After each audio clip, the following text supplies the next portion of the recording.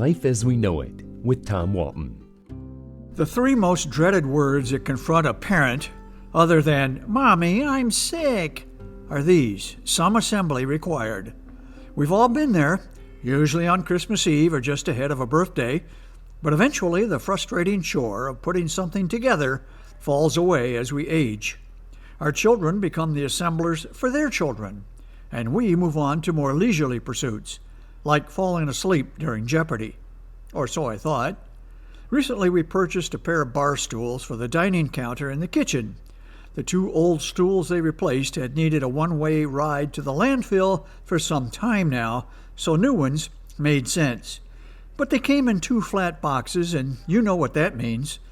I'll take impossible do-it-yourself projects for $200, Alex.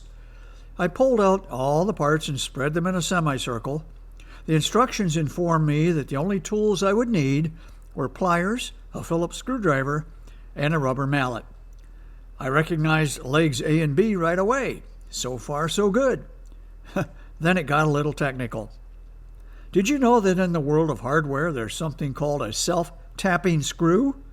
There were 4 of them in the bag, and I had no idea what to do with them. I grouped them on the counter and stared at them for 5 minutes, waiting for them to start tapping.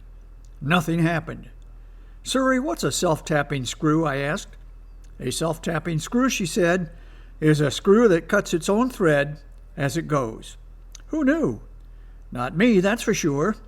I was flying blind when it came to putting the self-tapping screws in their proper holes. The instruction sheet was so badly printed that all I could see in the diagram were the 4 screws and a nearly invisible outline of legs A and B telling me where they go. Let me tell you, they did not go gently. I'm only on step 2 and already I'm winging it. It occurred to me that this is why God invented handymen. So why didn't I call one? The next step was the attachment of the 2 rings that stabilized the stool. After much trial and much error, and after a whole lot of clanking and banging, and I must admit, a little swearing, I somehow got the rings in their designated locations. By this point, the dogs, annoyed and no doubt frightened by my verbal outbursts, had disappeared. They were off cowering somewhere. Assembling my daughter's dollhouse 40 years ago was easier than this. Popes are chosen in less time than it took me to put those 2 stools together. But at last both stools were finished, and by any measure, so was I, although I'm sure that eventually the blisters will heal. It was time for the ultimate test. I sat down on one of the stools, gingerly at first, then with my full weight. I was sure the self-tapping screws were going to finally start tapping, and the whole thing would collapse. But no, it held. The old saying goes that if you sit 1,000,000 monkeys down at 1,000,000 typewriters, eventually they'll type the complete works of William Shakespeare. Somehow I doubt it, but what I had achieved was even more improbable.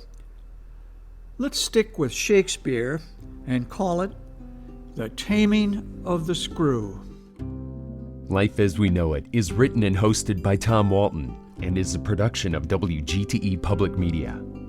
Life as We Know It with Tom Walton can be heard on WGTE FM 91 every Monday afternoon during All Things Considered at 5:44 p.m. Or hear past episodes at wgte.org/life.